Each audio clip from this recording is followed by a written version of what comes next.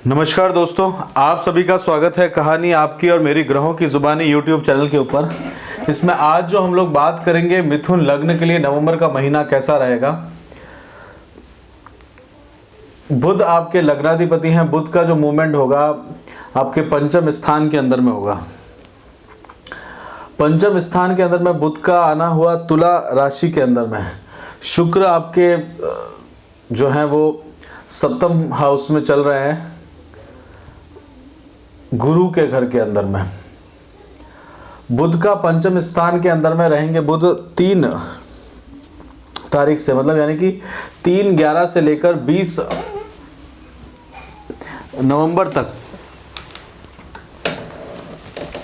बुध पंचम स्थान में रहेंगे। बुध आपके लिए जो है वो लग्न के स्वामी भी हैं, साथ के साथ में आपके लिए 4th हाउस के स्वामी भी हैं। 4th हाउस जो है अगर आप देखें तो धर्म, अर्थ, काम और मोक्ष का स्थान है। मोक्ष के स्थान के स्वामी भी बुध हैं। द्विस्वभाव राशि है आपकी और चौथे स्थान के अंदर में यानी कि 4th हाउस के अंदर में भी बुध की जो है मूल त्रिकोण राशि है। हालांकि आपको ये राशि जो है चंद्रमा के द्वारा प्राप्त हुई है। तो बुध का पंचम स्थान के अंदर में आना एडवाइस के लिए या फिर ज्योतिष शास्त्र के प्रति आपका रुझान बढ़ना, साथ के साथ में शुक्र की राशि है वहाँ पे। तो शुक्र की राशि के अंदर में संतान के अंदर में नॉलेज को भी डिफाइन करता है और इंट्यूशंस को भी जो है वो पंचम स्थान से जाना जाता है। तो इंट्यूशन जो है वो आपके लग्न का विशेषता रहती है कि आपको इंट्यूशन किसी भी तरह का कर सकते हैं।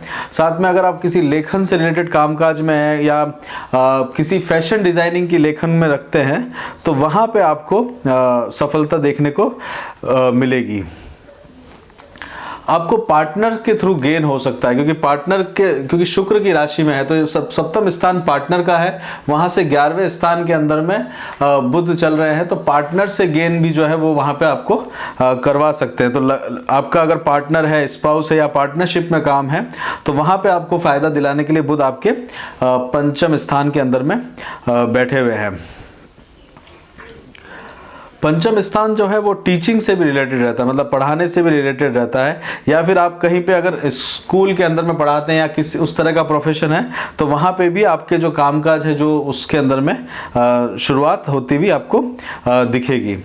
और 5th हाउस जो है वो आप तरह के इष्ट देवता से भी संबंध रखता है। मतलब इष्ट देवता में पंचम हाउस में शुक्र के घर के अंदर में है तो इष्ट देवता से या लक्ष्मी की पूजा से आपको फायदा होता है।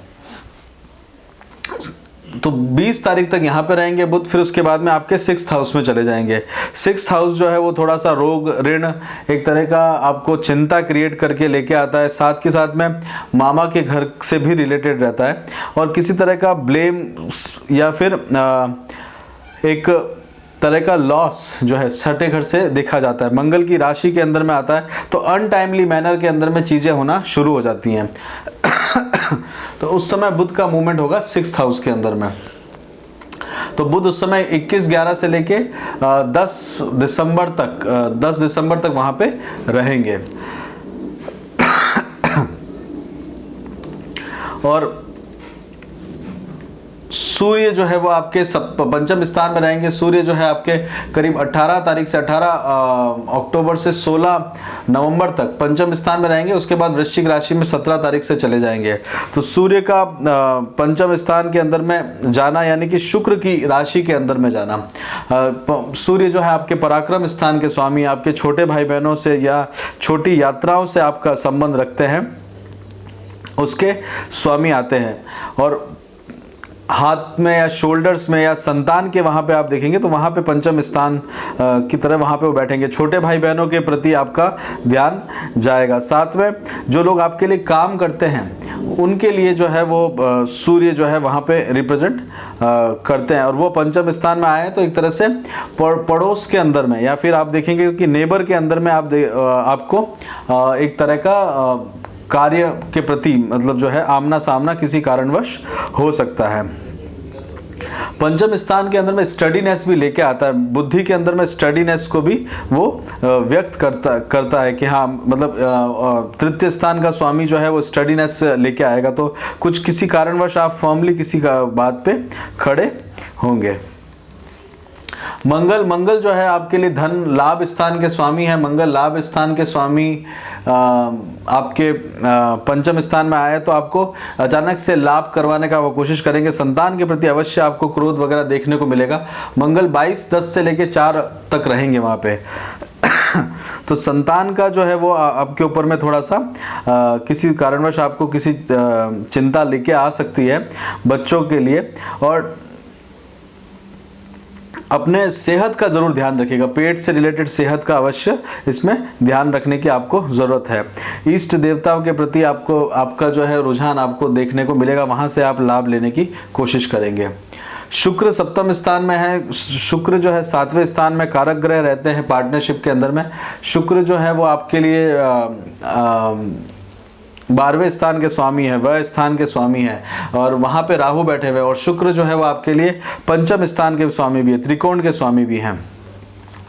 तो शुक्र आपके लिए बाहर की छोटी मोटी यात्राएं आपके लिए लेके आ सकते हैं, पार्टनर के साथ में आपका एक समय व्यतीत कर सकते हैं। गुरु की राशि के अंदर में है तो पार्टनर और आपके बीच में एक असमंजस वाली स्थिति भी लेके आ सकते हैं। साथ में संतान के कारक में भी है पंचम स्थान पे, तो संतान के लिए मिलके कोई कार्य आप करना चाहते हो, आप और आपके स्पाउस, तो वहां पे भी शुक्र आपको खर्चा करवा सकते हैं, विलासिता में ला सकते हैं। शुक्र 31 तारीख से लेके 8-12 तक वहां पे रहने वाले हैं। गुरु और शनि जो है वो आपके अष्टम स्थान के अंदर में चल रहे हैं। गुरु आपके लिए केंद्र के स्वामी है, नवम और सप्तम स्थान के स्वामी है, साथ के साथ में आपके कर्म क्षेत्र के भी स्वामी हैं।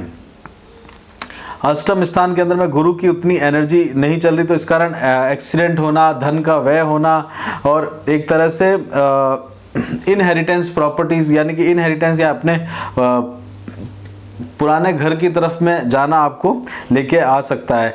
इन लॉस के पुराने घर की तरफ में आपको लेकर वहाँ पे आपको ट्रैवल करना पड़ सकता है।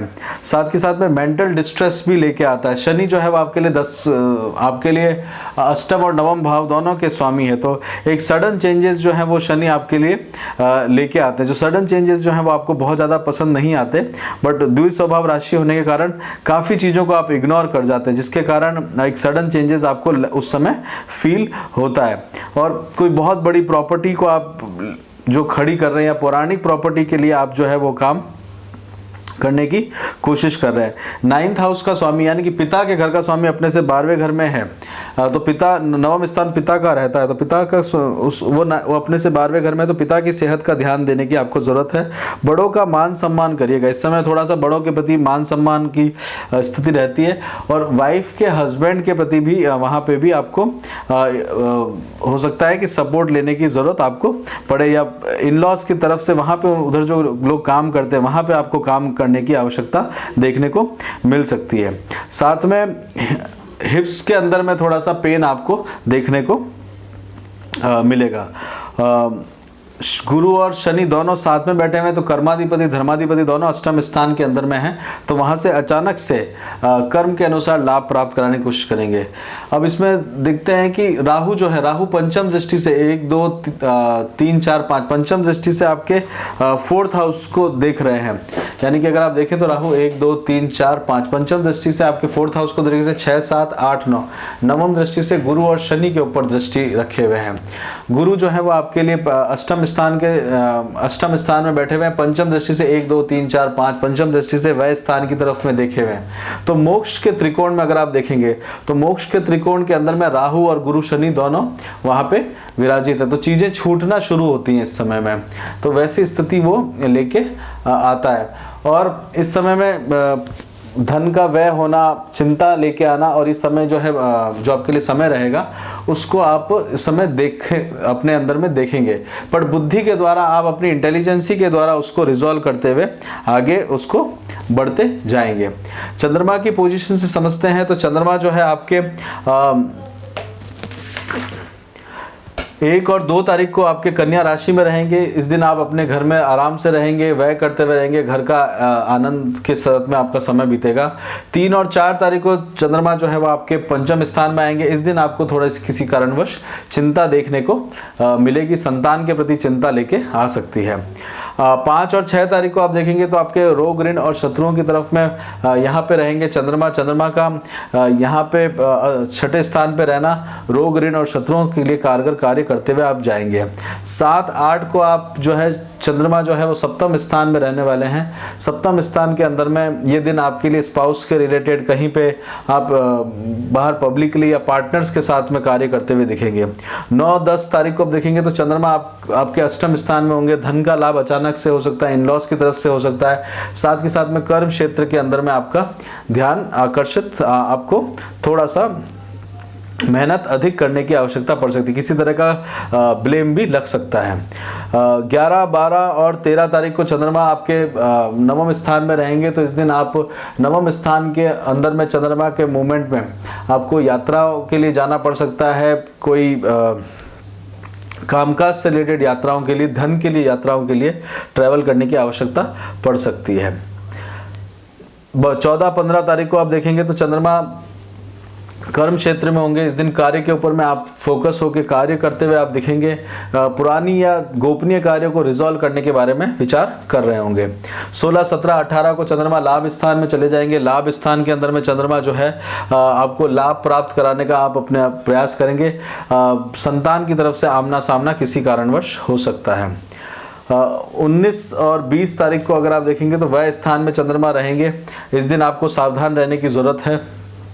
12वें स्थान के अंदर में राहु के साथ चल रहे चंद्रमा अचानक से गवर्नमेंट रिलेटेड कामकाज के अंदर में भी किसी तरह का आपको खर्चा देना पड़ सकता है। अपने बड़े पद से भी आपको जाना पड़ सकता है। इस दिन 20 तारीख को आप देखेंगे गुरु की पोजीशन केंद्र के अंदर में आ जाएगी। गुरु केंद्र में आ जाएंगे, बुध जो है छठे स्थान में आएंगे। तो ये ट्रांजिशन हो रहा होगा जब आपके, तो इस दिन विशेष ध्यान रखिएगा 20 तारीख को। 19-20 तारीख बहुत विशेष करके ध्यान दीजिएगा।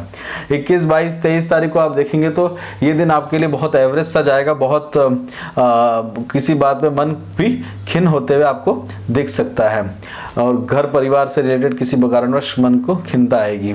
24 और 25 तारीख को चंद्रमा जो है वो आपके धन के अंदर में, परिवार के अंदर में, खान पान के अंदर में आप उस समय देखेंगे। इस दिन धन का व्यय आपको देखने को मिल सकता है। 26-27 तारीख को चंद्रमा पराक्रम स्थान में आएंगे, छोटे भाई बहनों के स्थान पर आएंगे। तो और हो सकता है कि मदर के भाई बहनों की तरफ आपका इन्वॉल्वमेंट होगा, क्योंकि सूर्य उस समय आपके छठे स्थान में चल रहे होंगे।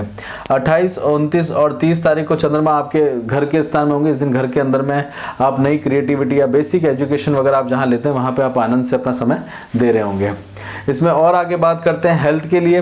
तो हेल्थ आपकी ओवरऑल आपको ध्यान देने की ज़रूरत है। 6, 8, 12 के अंदर में काफ़ी ग्रह हैं। एजुकेशन के अंदर में आपको जो मेहनत आप कर रहे हैं उसी को कंटिन्यू आप करते रहिए। थोड़ी सी और ज़्यादा मेहनत करने की आपको ज़रूरत पड़ेगी। शादी के बारे में सोच रहे हैं तो विवाह के बारे में इस समय में आप सोच सकते हैं। आपके लिए प्रेम विवाह के लिए बहुत अच्छा समय है। अरेंज मैरिज के लिए थोड़ा सा मुश्किल समय दिख रहा है। मैरिज लाइफ आपकी ओवरऑल अच्छी चलती रहेगी इस समय में।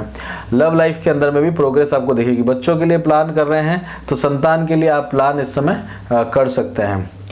जॉब के बारे में आप देख रहे हैं तो नया जॉब चेंज करने के बारे में आप प्लान बिल्कुल कर सकते हैं। और जॉब के अंदर में अगर जिस किसी जॉब के अंदर में है तो वहाँ पे ग्रोथ होते हुए आप अपनी देखेंगे। वहाँ पे आपको जो जॉब के अंदर में अपना सपोर्ट देखने को मिलेगा।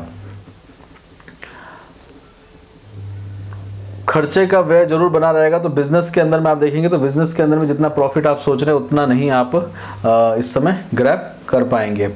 ओवरसीज अगर आप जाने के बारे में सोच रहे हैं तो बिल्कुल भी मत जाइएगा ओवरसीज जाने पे थोड़ी सी बदनामी का डर आपको बना रहेगा। और शत्रुओं से थोड़ा सा सावधान रहिएगा 20 तारीख के बाद में, क्योंकि शत्रुओं के घर में उस समय बुध जो है वो चले जाएंगे तो आपकी बुद्धि वहाँ पे लगी रहेगी। और किसी कारणवश आप जो है कोर्ट से रिलेटेड सेटलमेंट वगैरह करना चाहते हैं तो उसके अंदर में भी आप उसको करने का फ़ायदा उठा सकते हैं। शेयर मार्केट के अंदर में डील करते हैं तो आप 20 तारीख तक में आपको एक अच्छा लाभ देखने को मिलेगा।